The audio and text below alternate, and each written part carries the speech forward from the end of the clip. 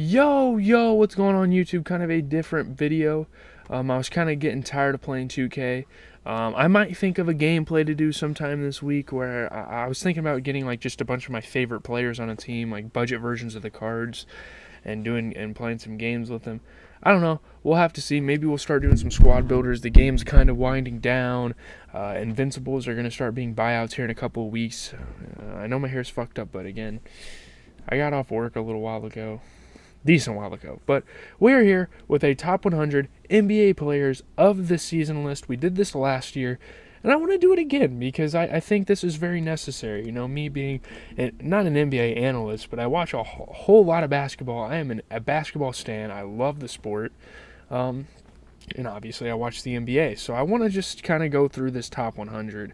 And, okay, let me see here. I'm going to do this kind of side screen so I can see myself. Hopefully that doesn't look like shit on video. That's kind of ass. I don't know what's happening. Wait, so I can't like side screen. That doesn't make sense. But okay.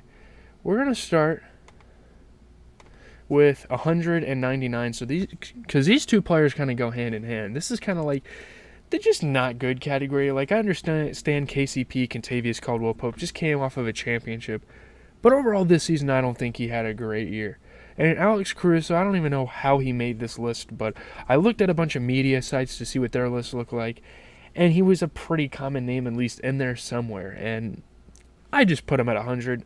No. And then at 98, Mike Conley. I mean, these are guys that at least played impactful minutes. You know, Mike Conley in the playoffs played at least some impactful minutes for his team. I don't want to talk about the playoffs, but Mike Conley, not a great regular season, but he had some pretty big moments in the playoffs. Again, 97 is Steven Adams, a guy that didn't really play that much basketball this year, but then again, when he played, he was pretty good, and there's going to be a decent amount of cases.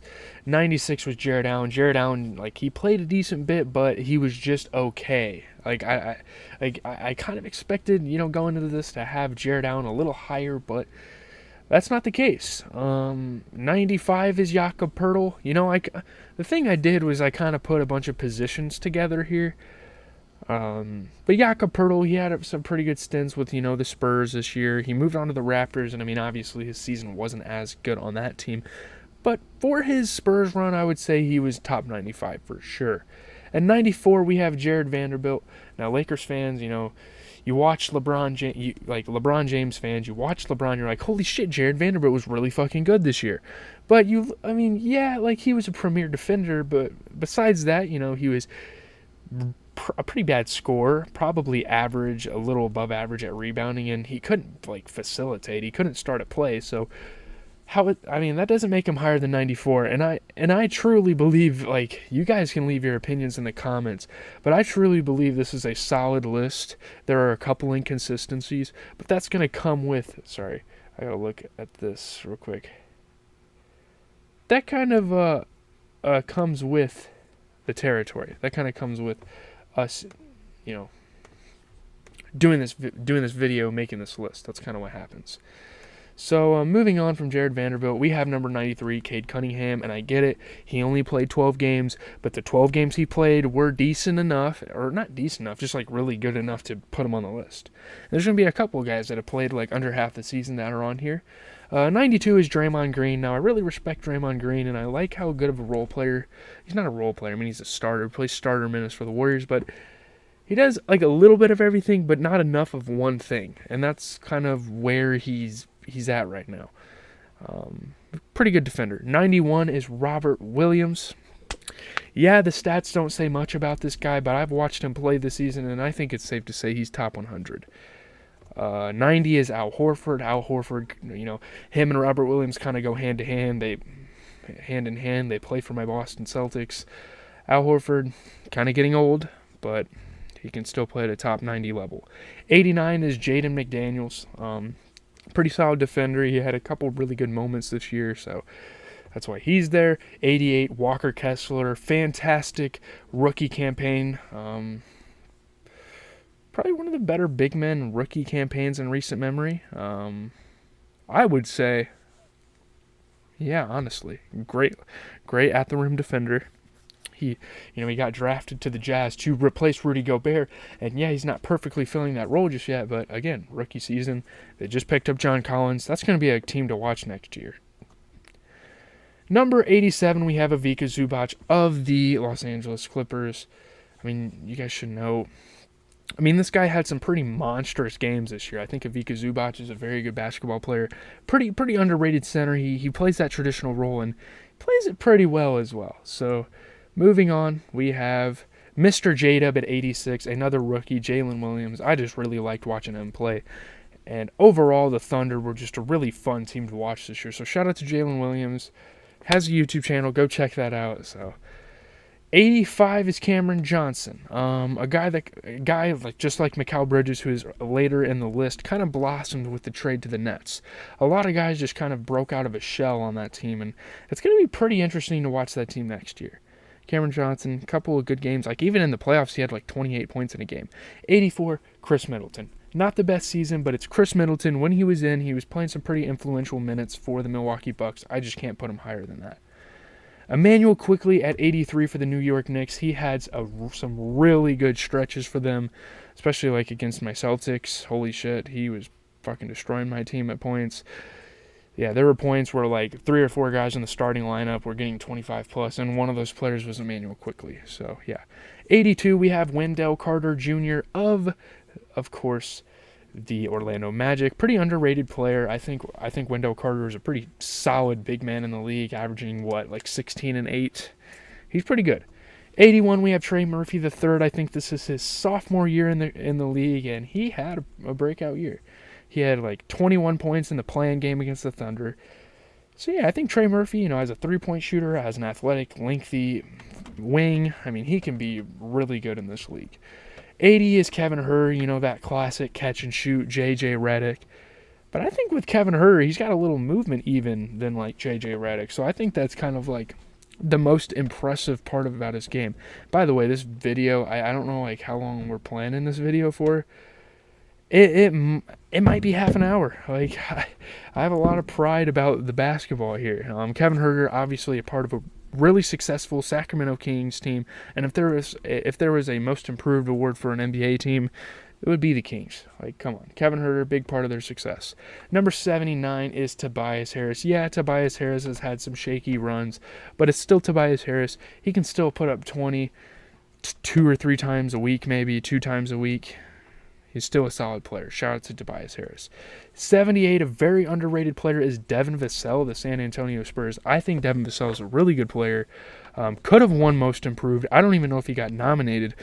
But the Spurs are a terrible team, but this guy averaged 20 points a game very young in his career. So there's that. 77 is Bojan Bogdanovic, another underrated player for the Detroit Pistons. I mean, he's been a pretty solid piece everywhere he's gone. Pretty solid career. Obviously not like Hall of Fame or nothing, but Bojan Bogdanovic deserves his flowers. Another bad team, but pretty good player. 76 is OG Anunoby. I really like OG Anunoby. I respect his game. Great wing defender. Can shoot at a decently high level. That Raptors team's pretty fun to watch. They got a lot of guys there. Cracking the 75 spot, we're a quarter of the way through the list, and we have the guy that just won an NBA championship, Michael Porter Jr., and maybe I should put him higher, but he's just so inconsistent. He shoots the ball almost too much. I mean, this guy gets the ball in possession, and the ball's going up in the hoop. Whether it's catching it, stepping to the side and shooting, catching it, stepping to the side, going through a screen, and like pulling up or driving to the hoop. I mean, yeah, he's got a lot in his bag. He seems very frantic when he plays. I don't know. He has a really weird play style. But congratulations to MPJ for winning a championship. 74, slightly better. Maybe this is controversial, but I got Franz Wagner. I think in the background of the league where people are talking about guys like Luka and Jokic and Giannis and KD and all these sorts of guys, you have Franz Wagner playing some pretty solid basketball. Maybe not winning basketball, but what he did for the Magic this year shouldn't go like completely unnoticed. Like, yeah, they weren't a good team, but he had some pretty good games. 73, another very, very underrated player in this league. I think Alperen Sengun is easily top 75 in the league right now. I mean, this guy has potential to be at a Jokic level. Maybe not like play the bully ball that Jokic does or even do the shot making, but everything in between. You know, the wizardry plays, just being such an unorthodox player.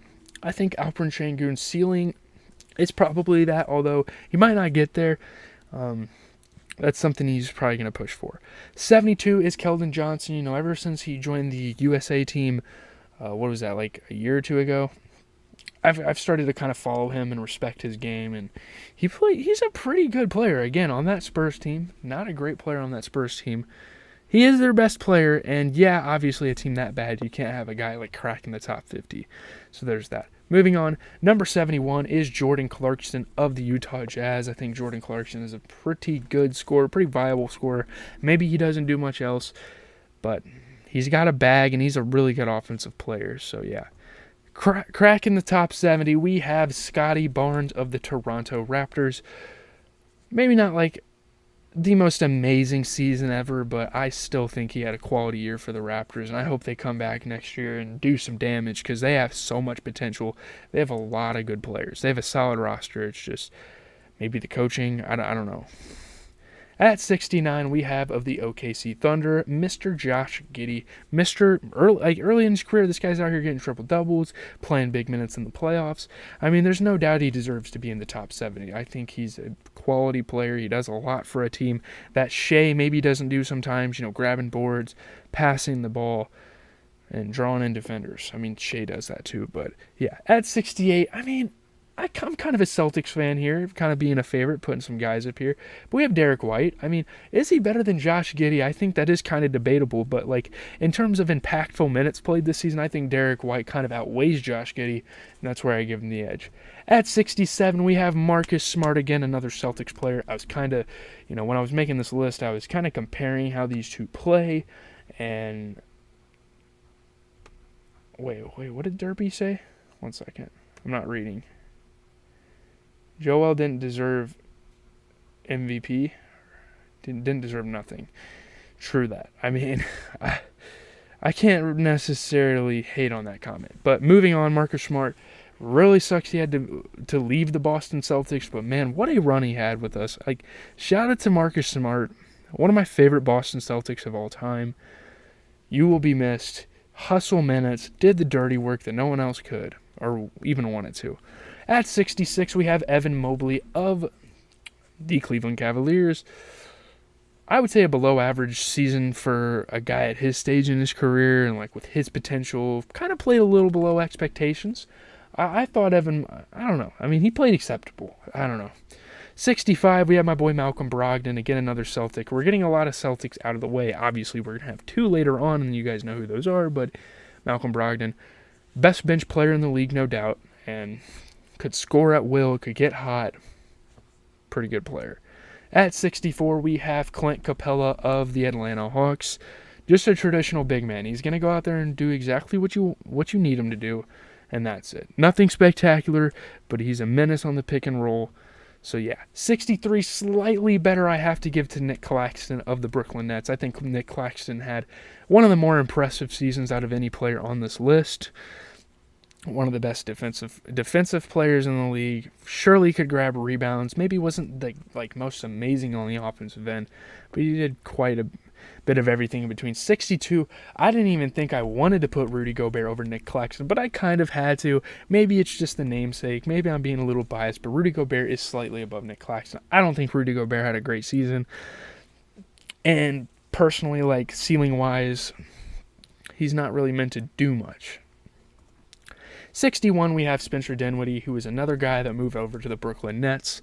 And I think he's been playing pretty decent. He's had a couple, like 25 and maybe 10 assist games. And yeah, nothing too spectacular.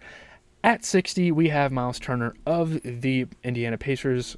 I like Miles Turner. I can't say I've watched a lot of the Pacers this year, but Miles Turner is one of those big men in the league that I can respect. His play style, maybe not the most beefy guy in the world, but he can make it work with the stretch, 59, shout out to Aaron Gordon, who just won an NBA championship. I'm not just going to take like his those 2 or 3 finals games and just run with it and make him like a top 50 player. I wanted to take everything this season into account. I know people are going to have recency bias and put him in like their top 40 or 30. But, with all the players that played in the regular season and not everyone's going to have a chance to play in the finals. So that's kind of why Aaron Gordon's so low. 58 is Andrew Wiggins of the Warriors. Obviously, he had some personal troubles this year, but still, when he was in the lineup, he was playing some pretty solid basketball. So shout out to Wiggins. 57, Anthony Simons. Obviously, him and Damian Lillard on the Trailblazers kind of experienced some injuries, but in some stretches, Anthony Simons was quite a good basketball player. He was really good. 56, we have CP3. I couldn't put CP3 higher than this, and I feel like a lot of people would agree with me. His injury stuff this year, just couldn't do it. He wasn't there for the playoff run, and that could have changed everything. 55, we have Jeremy Grant of the Trailblazers. Still a solid player, kind of doing things in the background for the Trailblazers. Maybe not a star, but he played well this year, I would say. 54 in his rookie season. This is the rookie of the year, Paolo Banchero. Very impressive season. You don't normally come out your rookie year and just average 20. Yeah, sure, some of the greats have done that, but that's kind of my point here. Paolo Banchero averaged 20 points in his rookie year, played quite a bit of games, and yeah, I just got to give Paolo some respect. 53, we have DeAndre Ayton, and yeah, you guys are going to shit on this because he was another one of those guys that wasn't present during that playoff run, but DeAndre Ayton, during the regular season, you guys are forgetting this guy was averaging 18 and 10. He was a very quality big man, so yeah. At 52, we have Tyrese Maxey, the 76ers, just as absolutely erupted as a rising star in the NBA. Shout out to Tyrese Maxey. He's been getting it done on the offensive end. Maybe he's not like the best defensive player in the world. He definitely brings the intensity, but yeah. 51, we have Fred VanVleet. I wouldn't say Fred VanVleet had a terrible season, but compared to last year, and even the run he had with Kawhi for the championship, not as good of a season. So he's still okay. At 50, we have Tyler Hero of the Miami Heat. I really wish he would have been able to play in that final series. That would have changed a lot, I think. Maybe not like 20-point turnarounds, but Tyler Hero, still a very solid offensive player. He can pull up, he can hit tough shots. Yeah, very good on the offense. 49 is Klay Thompson, and again, this is another one of those players that kind of started to slump around the playoffs, and I had to take that into account. During the regular season, this guy was averaging, 22 points a game, but I just can't, you see his playoff run, and you're just like, no, I'm not putting this guy in even the top, I barely even wanted to put him top 50. At 48, guys, I'm telling you, this guy's underrated. We're talking about Kyle Kuzma. Kyle Kuzma had a great season. Regardless of what anyone wants to say about Mr. Kyle Kuzma, you guys can say whatever the fuck you want. I don't care. I have a strong opinion about this. I truly believe that Kyle Kuzma, he could have even been one of the most improved. I think Kuzma had a great season. I don't have much to say about him. I've watched highlights about him. I followed him throughout the year, and I really like how he played. 47, we have Jrue Holiday, maybe like a sham all-star. Guys, I don't get the Jrue Holiday hype. I get he plays defense. He does a decent amount of stuff, but I can't put him super high on this list. You can shit on me all you want. 46, we have Karl Anthony Towns of the Timberwolves, and yeah, you guys are going to say, oh, he didn't play that many games. But the games he played, he had a really good stretch. And hell, if he didn't play those games, it would have been hard to say how the Timberwolves would have finished, the regular season. Because, yeah, they might have made the playoffs or the play-in still. But I don't know. It would have been difficult for them. Anyway, 45, we have Brandon Ingram. Again, a guy that kind of experienced a lot of injuries this year. But I just... maybe some bias. I just like Brandon Ingram as a player too much to put him too low on this list. So 44-5, that's not too ridiculous, I wouldn't think. 44, a guy that barely played this season, but when he did, he was a monster. We're talking about Zion Williamson. And this is a pretty controversial placement because he didn't play hardly. But he was a monster when he did. I have to put him there. 43, another kind of situation like that. That's kind of this section of the video. this section of the list where I'm like taking really good players that got hurt in the season and putting them here. I mean, 43 is LaMelo Ball. So, and when he was healthy, like I'm not doing when healthy. I'm just taking everything combined. Like, what did these guys contribute to their teams? What did these guys contribute to the season? And LaMelo's up there, 42. I mean, maybe not as bad of a case, but maybe Paul George should have been higher. Maybe I'm kind of hating on like him missing the playoffs because I really didn't like that for the Clippers at all. But and it really enraged me. So that maybe I let that influence my decision too much. But PG at 42 is not like crazy. 41 is DeJounte Murray of the Atlanta Hawks. I've always been a pretty big DeJounte Murray fan. You know, his early years on the Spurs, he was a great player. I mean, he was really like carrying the reins on that team. You know, he gets to the Hawks, maybe has a little bit of dip, but it's still, for like what his role is to that team, he played it really well. Cracking the top 40 is Brook Lopez of the Bucks. This guy had some amazing, incredible games this year. Hopefully you guys can see this like well on the screen. I mean, I'm saying their names. I don't know. We'll see when the video comes out, but fuck, man. Brook Lopez. I'm just kind of saying their names at 40, 41. I'll say the numbers for now on to just kind of make sure you guys are getting what I'm putting down. So, yeah, Brook Lopez at 40. Great defensive player, can shoot the three. Yeah. 39 is Desmond Bane of the Grizzlies. Great shooter, can get hot. Obviously, he's kind of limited with like his body and like his wingspan. He can't be that good of a defender. But yeah, Desmond Bane was very aggressive in the playoffs in that series against the Lakers, so shout out to Desmond. 38 is CJ 3J McCollum. There have been a couple of games this year, and yeah, you guys might be kind of like surprised by this, but there have been a couple of games this year I've watched a CJ where he just took over the game. Like, he wasn't going to go down. He wasn't going to lose the game. Like, CJ McCollum just had some great moments this year, and they shouldn't go unnoticed. 37, we have a breakout star for the Brooklyn Nets. We have Mr. Mikal Bridges. Should he be this high? I don't know. I really like his breakout. I'm really starting to be a Mikal Bridges fan. So, yeah. He's elite. Like, he is the best player on a team in the NBA right now. And that's not easy to do, like, regardless of who's on your team. It really isn't that easy to do. You know? I don't know.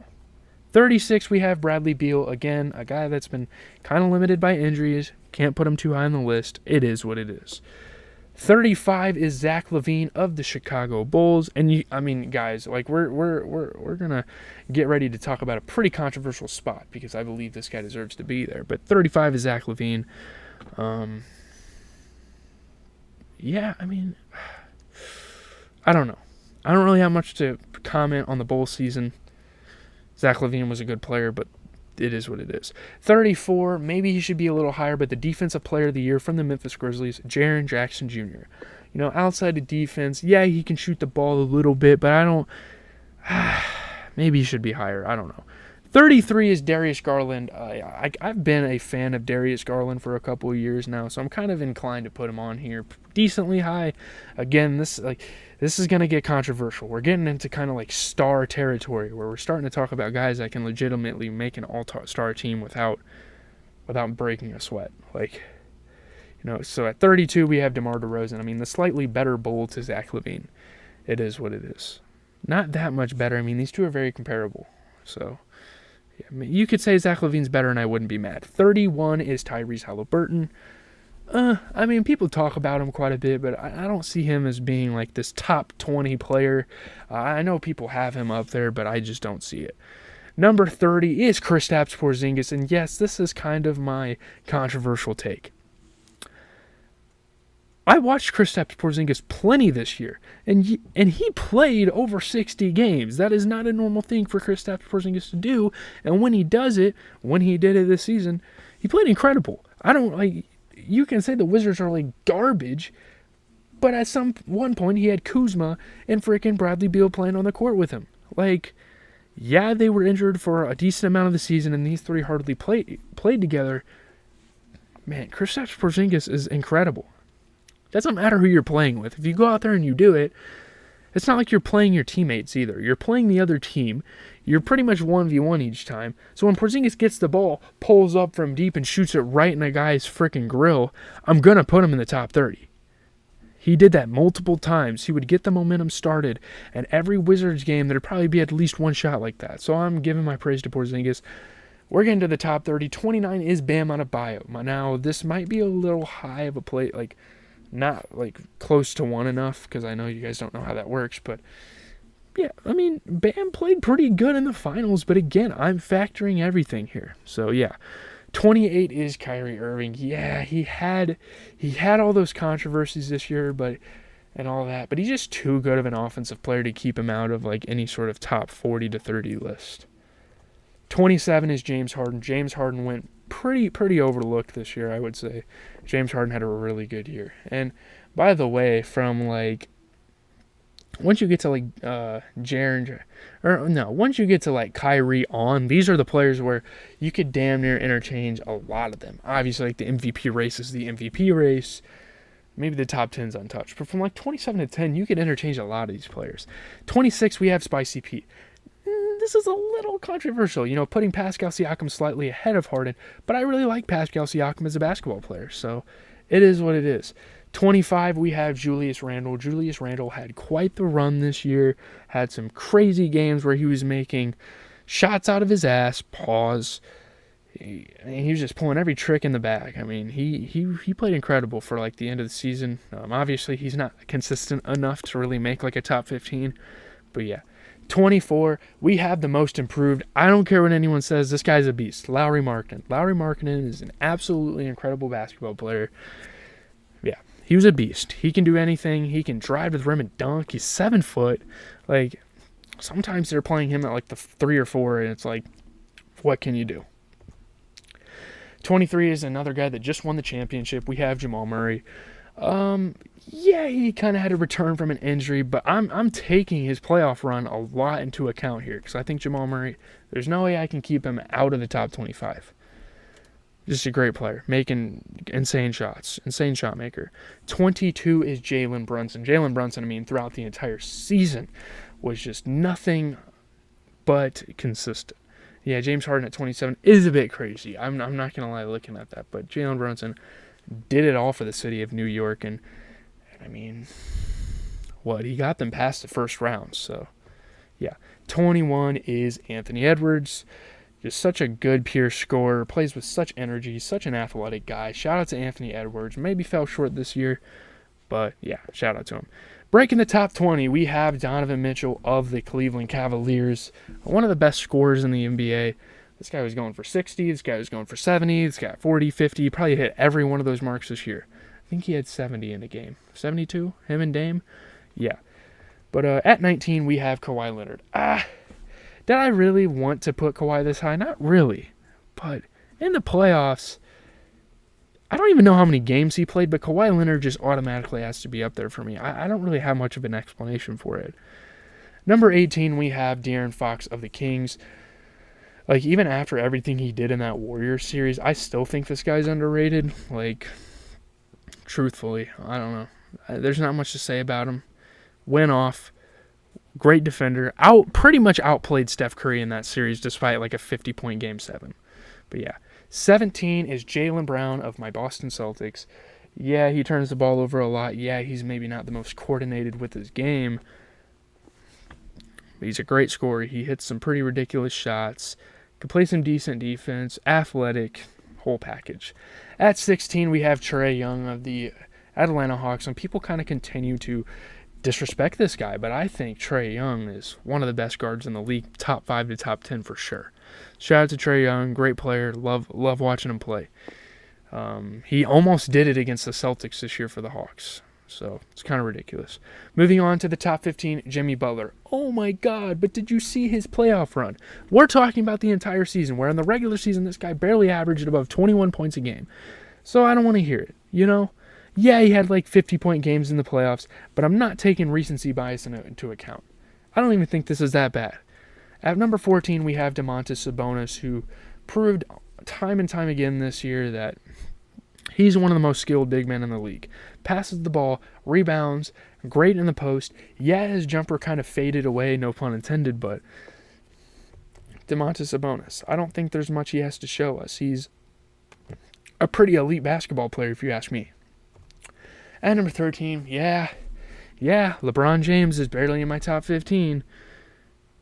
If you look at his season, yeah, he had a good season, but it's not like, oh, give him the MVP season.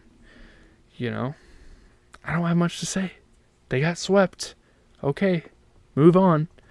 At number 12, we have Damian Lillard. It's kind of crazy seeing Damian Lillard outside of the top 10. But there have just been so many players that have elevated their game that I couldn't do it, you know? And at 11, we have Ja Morant. You know, even through all the controversies, even through all the breaks he took, he is still just an amazing basketball player. So let's enter the top 10, okay? This is a big moment. So starting at number 10, controversial as hell, I know. These three can go hand in hand. We have Shai Gilgeous-Alexander. I just think he did way more for his team than Ja or Dame did. He did way more, you know? I don't want to say he did it by himself, but he took a team last year that was entering the lottery this year for Chet Holmgren, took that team, and made the play-in tournament. Like, you know, that's ridiculous. Draft lottery to play-in is like a pretty big jump up in these days, you know? Number 9, we have Anthony Davis. I mean, people must forget like how this guy started the season. I get it. You know, he was shaky after his injury returned. Dude, the way he started this year, I was saying, like, he might be MVP. He might be top 5. But, yeah, Anthony Davis, respectable player. Love watching him play. At number 8, we have Devin Booker. I mean, he missed a decent amount this year, but I'm taking a lot into account what he did in the playoffs. I'm taking a lot of what he did in the playoffs and including it here because he was incredible. He looked like one of the best players in the world for sure, so I think he's top 10. At number 7, we have Steph Curry. This is a little controversial. I didn't even know if I wanted to put Steph Curry this high up on the list, but I just had to. You know, the way he played in the playoffs, the way he kind of got the Warriors where they were. Who else was doing it? I mean, Jordan Poole and Klay Thompson had better regular seasons than playoffs, which is insane. Well, not really, but yeah.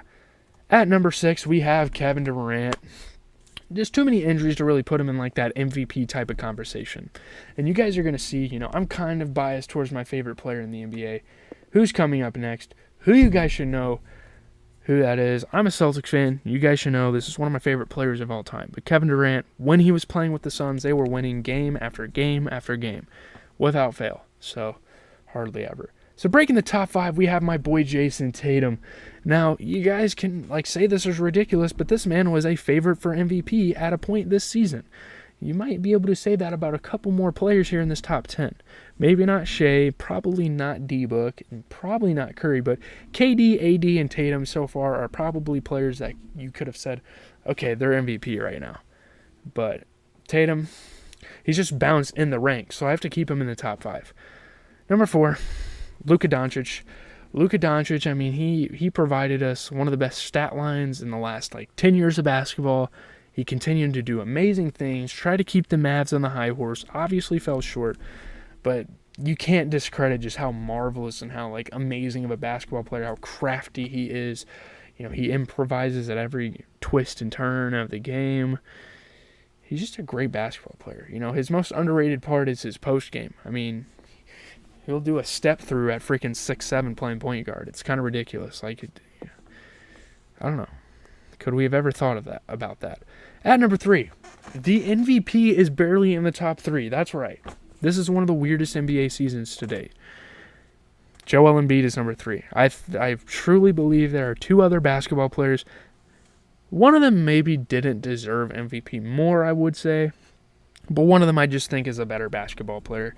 But Joel Embiid, he's a fucking fantastic player. Again, I have him in my top 3, but what he did in the playoffs, I can't really forgive that. I can't give him the MVP honors on my list for that. So yeah. Number 2, Giannis Antetokounmpo, the Greek Freak, is obviously coming in at number 2. Suffered an injury in the playoffs, but this year he has been absolutely phenomenal, as we expected. Obviously, it's Giannis Antetokounmpo. You couldn't expect anything less. But shout out to Giannis. I don't really have much to say about these guys. I mean, their greatness kind of just speaks for themselves. At number 1 is Jokic, the Joker. One of the most skilled basketball players I've ever seen touch a basketball court. One of the most efficient basketball players of all time, easily top 3 most efficient.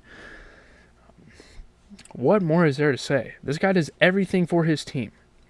You know, the defense is a little lackluster, but you get on offense. This guy is coordinating every which way. He's preemptively, like, picturing plays in his mind, and they work. This guy's a damn wizard. You know, like, before his teammate even cuts, he knows where he's going with the basketball. It's crazy. And the way the Nuggets offense is set up is he's just such a dominant player that every given possession, any given possession, he could have 3 options out there out of the 4 he has on the court. It's just incredible. But yeah, I don't really have much to say. Leave a like, comment, subscribe. 36 minutes isn't that bad for talking about 100 basketball players. I think I've seen people who've done worse. Obviously, there's been people that have made, top 50 lists, but I wanted to do 100 because I'm just such a big NBA fan. And I'm surprised I didn't get fucking interrupted. That's like a record. That's pretty impressive. But I'll see you guys tomorrow for some sort of video. I'll try to formulate something.